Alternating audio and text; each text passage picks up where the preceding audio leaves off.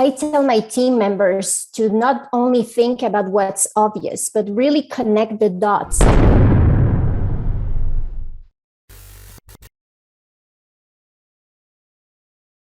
Hello and welcome to a new episode of the Peter O. Estévez Show. This is your host, Peter O. Estévez. Today we have my good friend, Patricia Chica from Canada. Hello, Patricia. Welcome to the Peter O. Estévez Show. Oh my God, what a great pleasure to finally be here with you, Peter. And thank you so much for having me.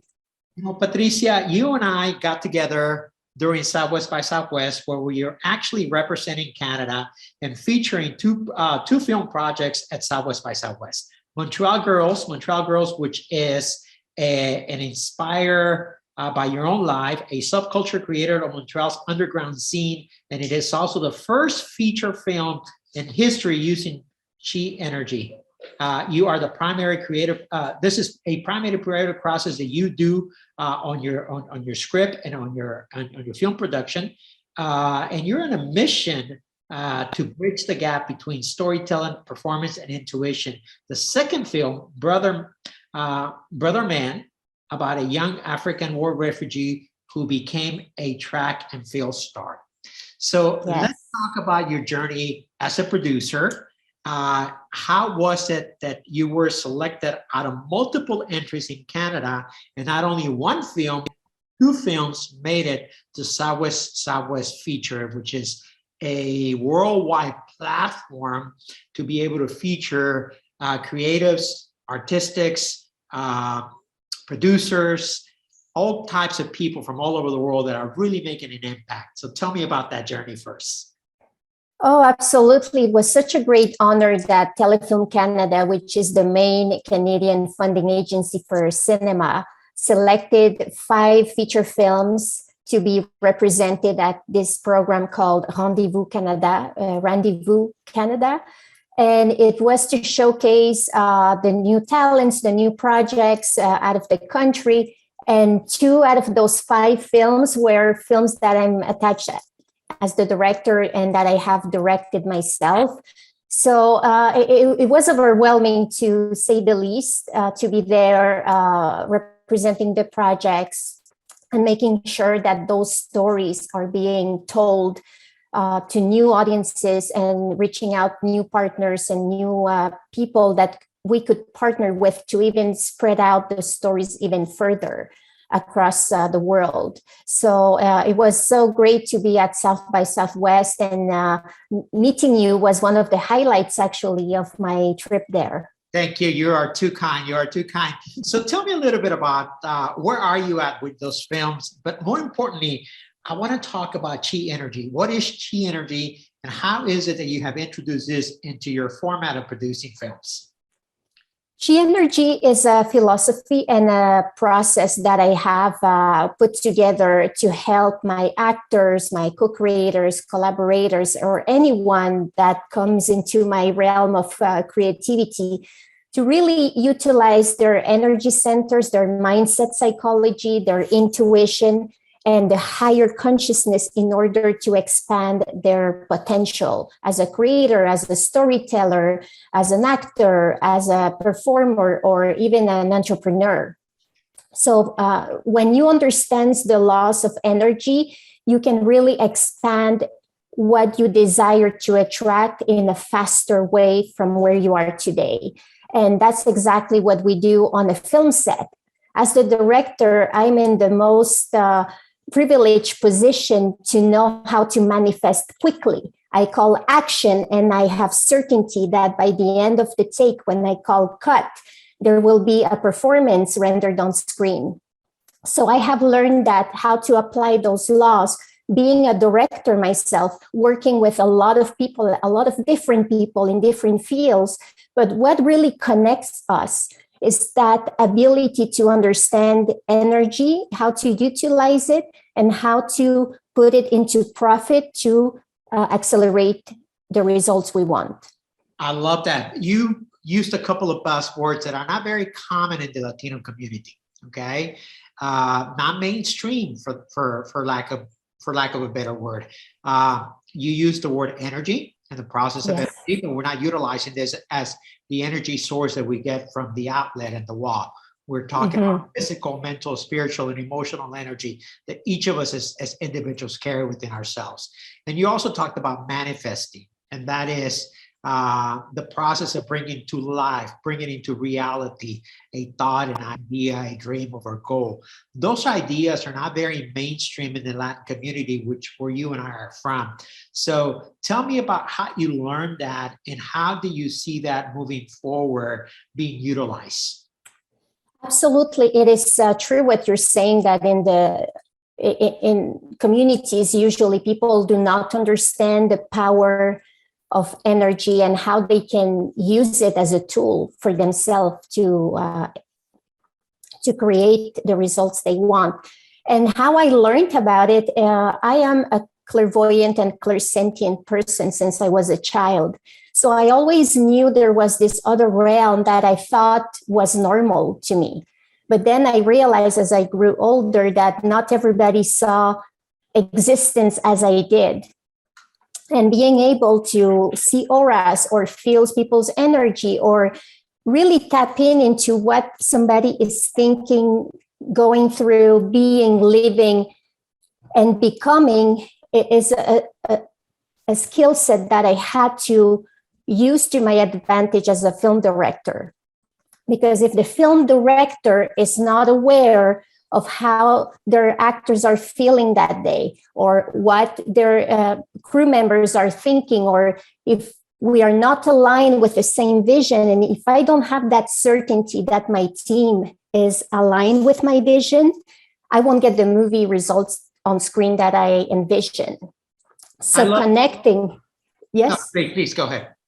So being a film director really is the best profession to learn those skills, but honestly, anybody can learn them, whether you are a shop owner, an entrepreneur, a teacher in the school. If you don't tap in and you are not aware of what's out there that's invisible, that is in front of you or around you or beyond you, you will never get to the core of what you really want, and not fast enough. I love that. And also what I have discovered is that we really live, most people, the average person lives in a physical realm where what they see, what they feel, what they sense, what they smell, what they touch is what's real to them. And those are the tools they work with, the 5 senses, right? But there's always that 6th sense, that intuitive, that higher space, the spiritual realm. And when you start creating your ideas first on the spiritual realm, it's 80% of the work done. And then you can just bring them to the physical world with intention, with vision, with clarity, with precision, and bang, it really manifests faster, because you're not trying to figure out in the physical realm.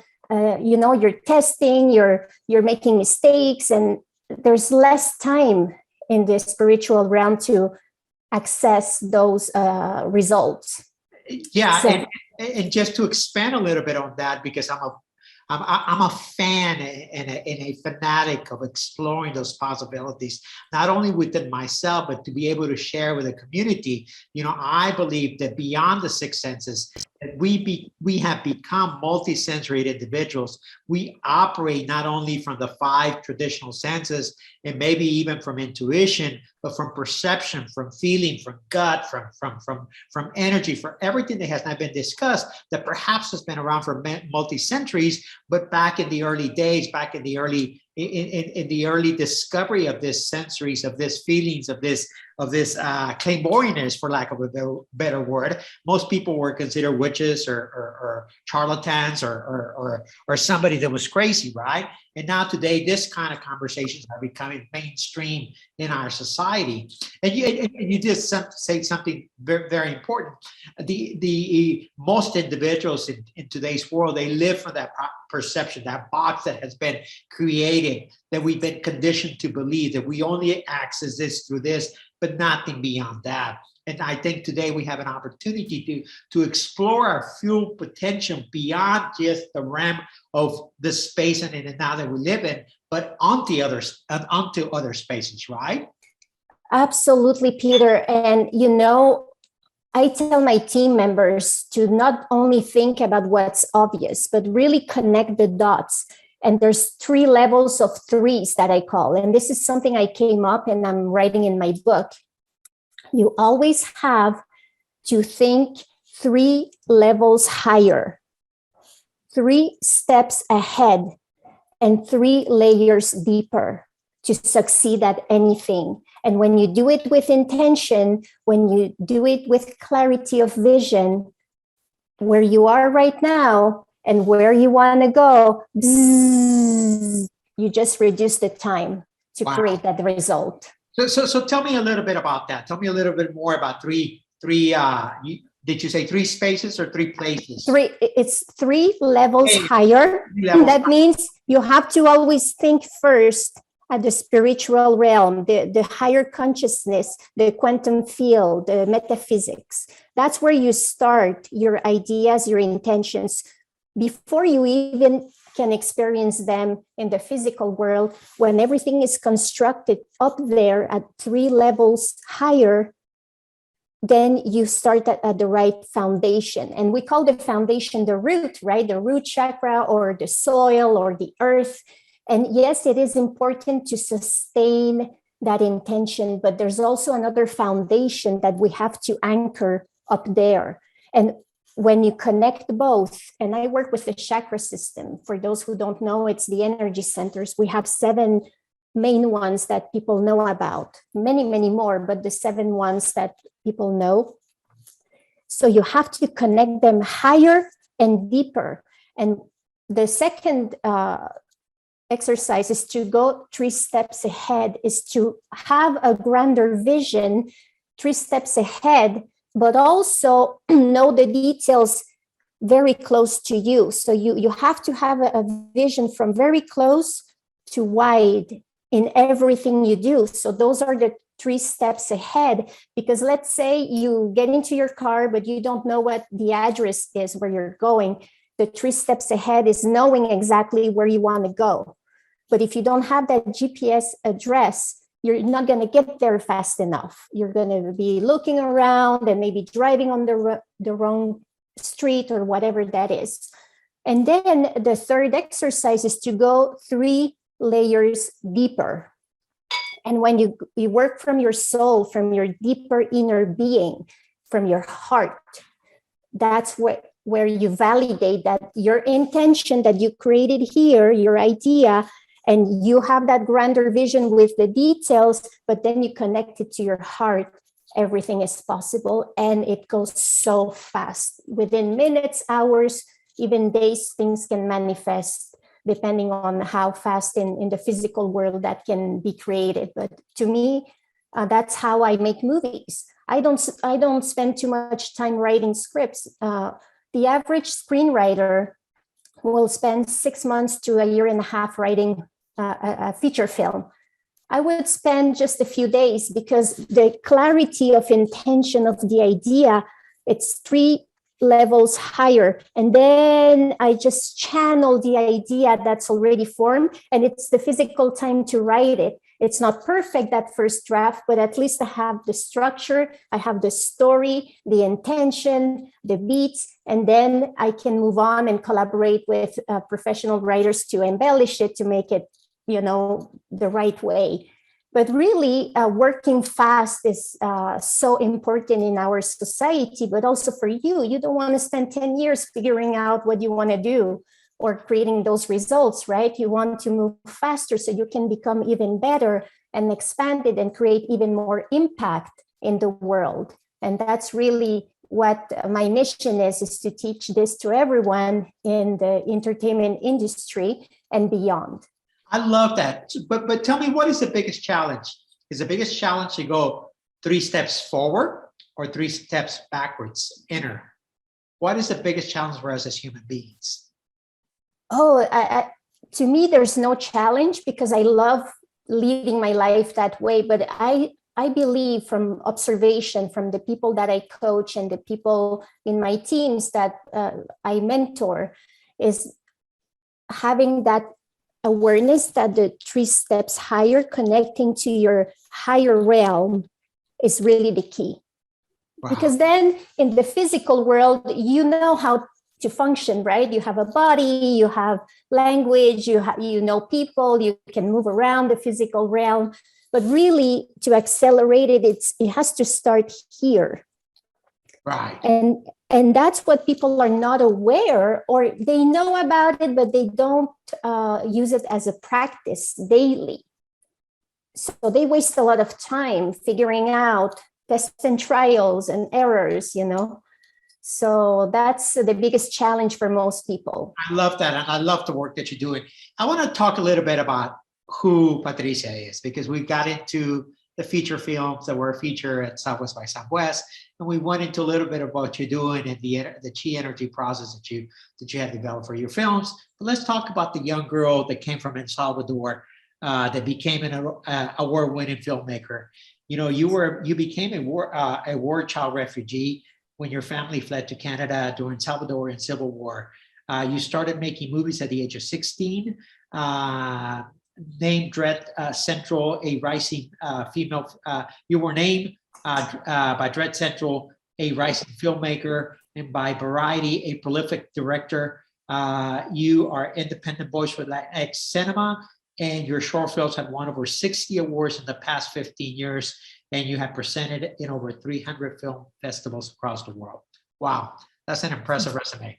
Patricia, let's talk about the early days as a Salvadorian girl. I often think of your story that you shared with me when we shared coffee at the lobby of the Hilton Hotel in Austin, and we had a deep and profound conversation. But you share how you were actually left your home country and arrived in the middle of the night or late at night after the immigration offices had literally closed. And the reason you actually became a Canadian resident is because you couldn't stay the night at the airport. So they let your mom and your family go into the city, and the rest is history. Take us through that process and tell us a little bit for the audience. Reshare your story. Oh my God, you have such a great memory, and what a blessing that you remember my story, because it is a very impactful story when I think about it now. It wasn't that much fun when I was going through the experience at age 7. So what happened, I was born in El Salvador, and the war struck in my homeland in the 1980s. So my family had to escape. The reason of that escape is because it was very threatening, but my father was on a list of people who were going to be questioned, and he was being looked by the army just for being a student. And at the time, being a student, they thought you were part of the left side of anyway, so his name was on the list. It wasn't possibly him, Oscar Chica. There are many Oscar Chicas in the country, but he had to leave. And 6 months later, my mother and my 2 little brothers and I, we were very little, we had to escape.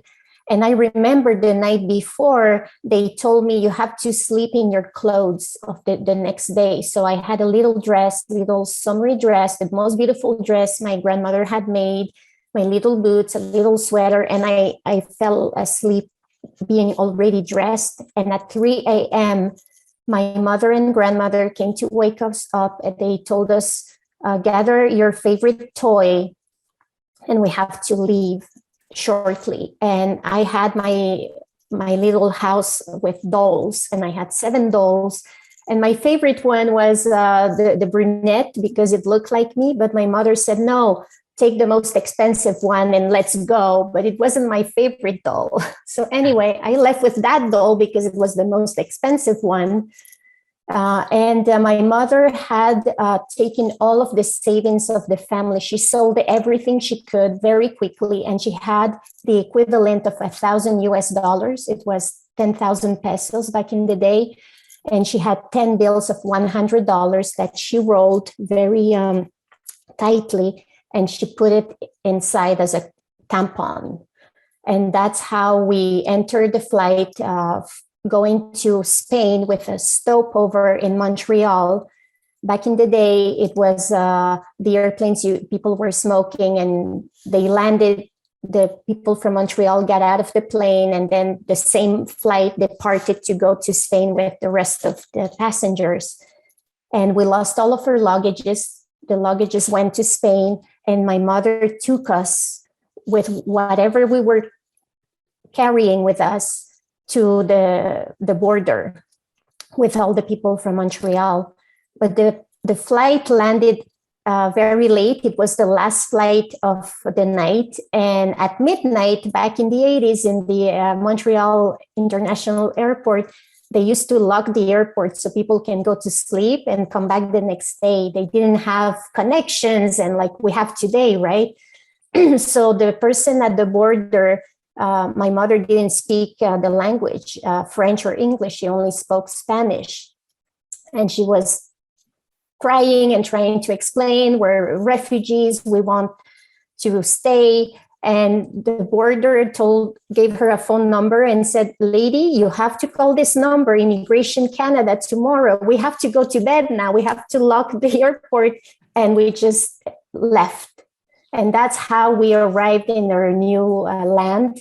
It was in the middle of the winter. It was so snowy, and I had never seen snow in my life. Coming from El Salvador, Central America, it was so white, so overwhelming, and I thought it was like a cotton, you know.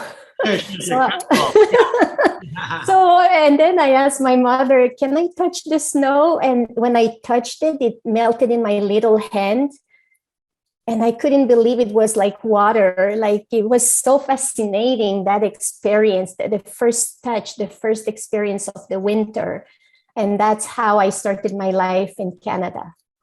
So let me tell you, let me ask you a couple of questions. One of them was, it was your mom, and who else was with you on that trip? It was my two little brothers and myself. That's it. So where are your brothers today? My brothers are very successful. I have a brother who is a doctor. He teaches biochemistry at the University of Ottawa. His name is Dr. Roberto Chica. My other brother, Javier, he's head of department at Ubisoft, a video game company. And my other brother, he's a writer, Oscar Chica. So we are a family of creators and entrepreneurs. And the funny thing is that I have to explain for Latin Americans, the Salvadorians who came to Canada, we immediately were welcomed as refugees, and they gave us a permanent residency status. They paid us to learn French. So my parents went to school being paid to sit in the classroom to learn French and educate themselves so they can insert the workspace faster. For those, my cousins who went to the United States, to New York or Texas or other states, they were not as successful, and they had to be illegal aliens for many, many years, working in bathrooms or restaurant kitchens or driving cabs or whatever, cleaning hotels. And they didn't prosper as much in the United States as we did in Canada, because they wanted us to be educated, to speak the language and insert society so we can become contributors of society and taxpayers very quickly. And I am blessed as a Salvadorian Latin American to have come to Canada, especially at that time during the war. That is an incredible story, and I wanted to go there. You got a little bit ahead of me because I wanted to make the comparison.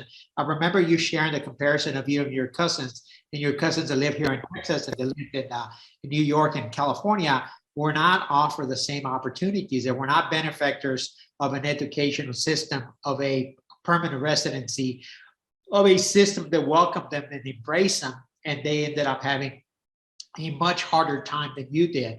Does Canada still have in place that kind of immigration system for whether it's refugees or or immigrants to the country?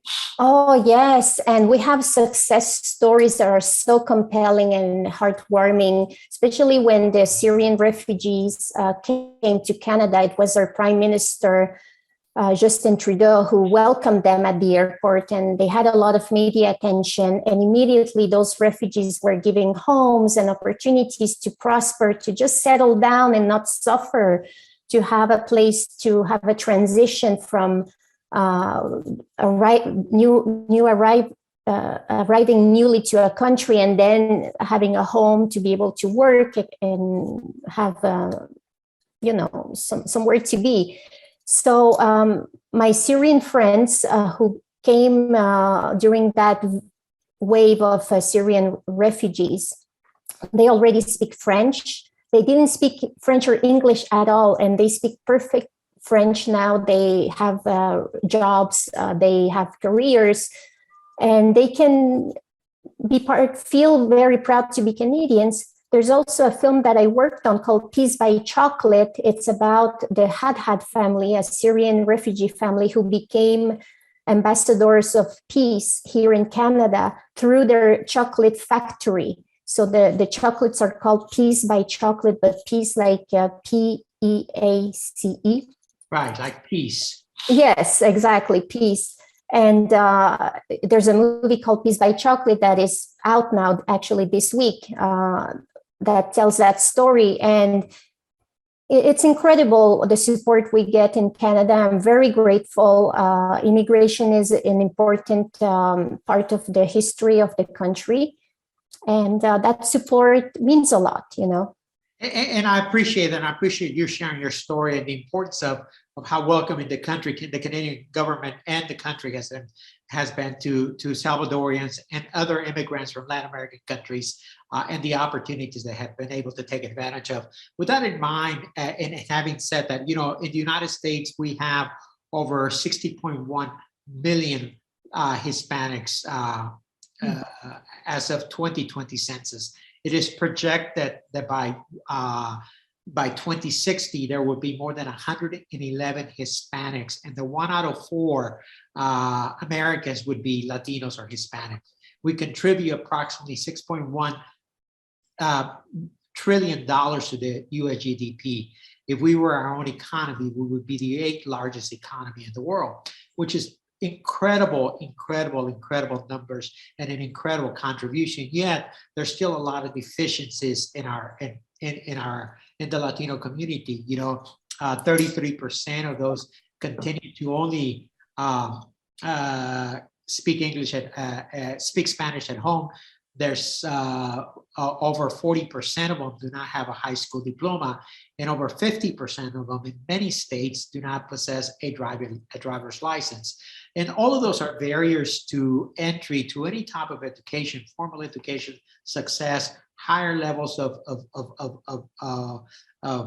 positions, higher, they're barriers to success, bottom line.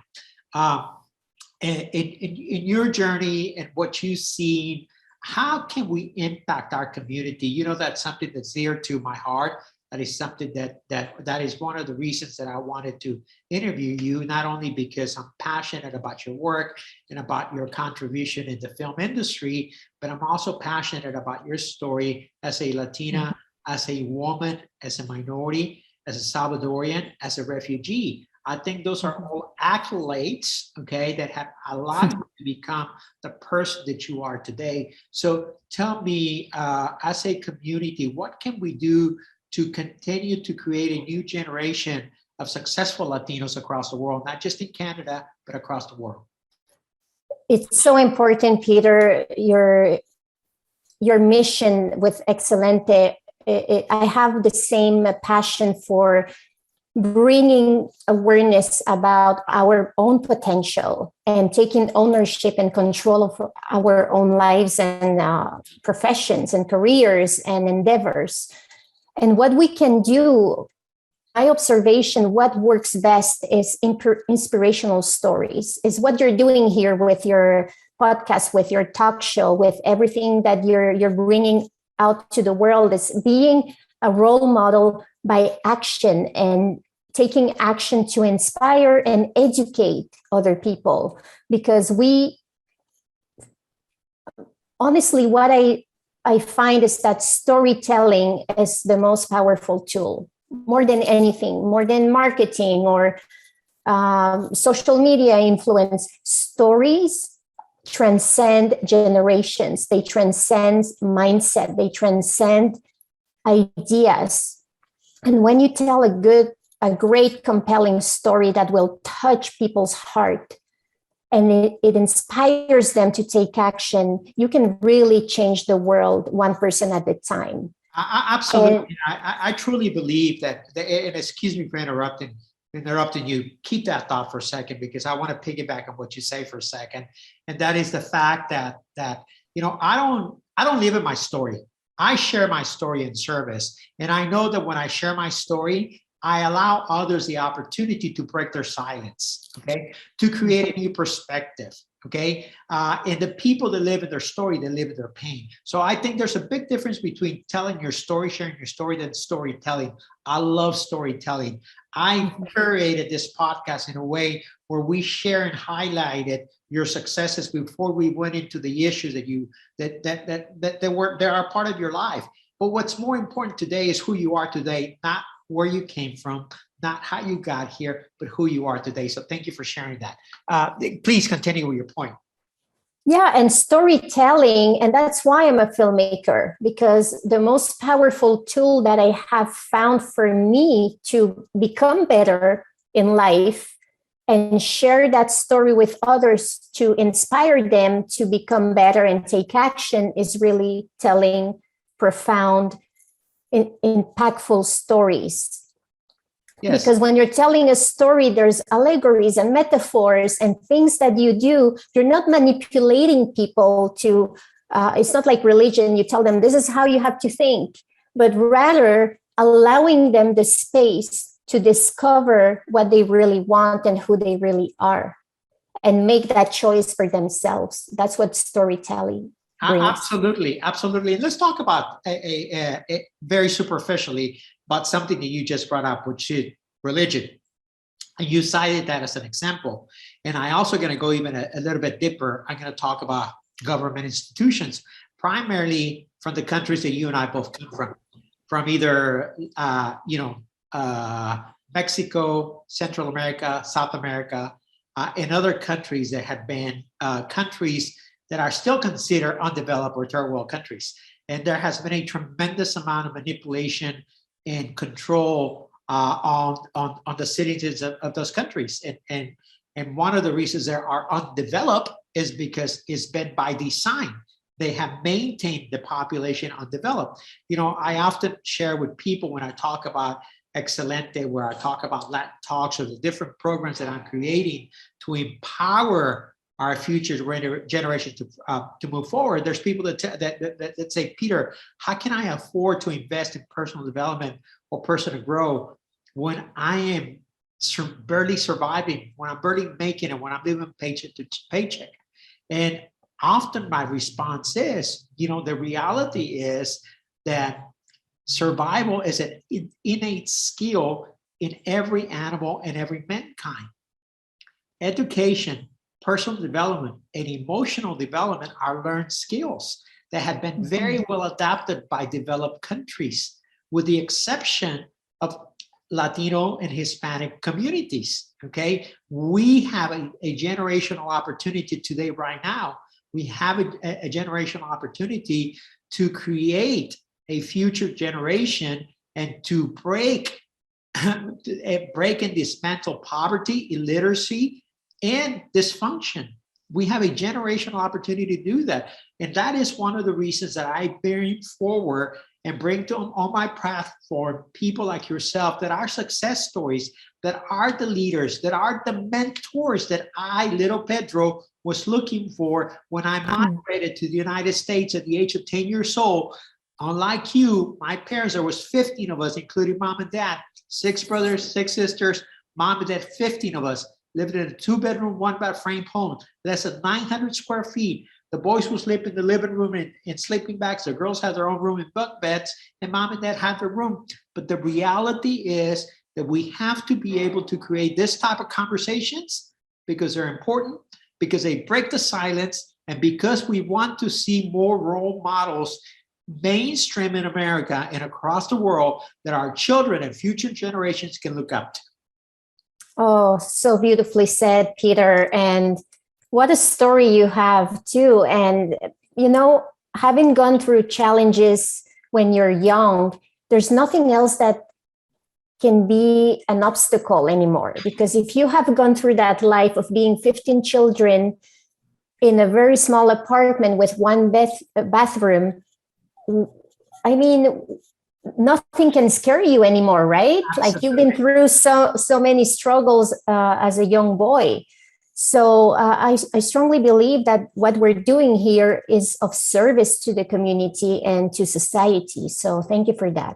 Oh, you're quite welcome. So tell me about Patricia today. What is Patricia Chica working on today? You talked about a book, okay? And what other projects are you working on? Yes, I'm working on multiple exciting projects, and one of them is the Chi Energy documentary that we're finishing post-production right now, and it's going to coincide with the premiere of my debut feature, Montreal Girls. It's coming out this year, so you're going to be hearing more about it on my social media and in the media in general. So this documentary, I shot it while I was making Montreal Girls. and it's about the journey of myself and my actors discovering energy, teaching my actors energy, and utilizing it to tell this story in the feature film, and how transformative it was as a story arc. From seeing a non-actor, Hakim Rahimi, my lead actor, who was not an actor, and how through the training we did with Chi Energy, he became one and performs in that film in the leading role in such a phenomenal way that I have no doubts he will be nominated for awards as Best Actor. So we accelerated the results in a very short time by utilizing the chakra system and mindset psychology, intuition, and tapping into our bodies to really tackle what it is to be this character and tell the story in the most authentic way. So I'm very excited about the documentary.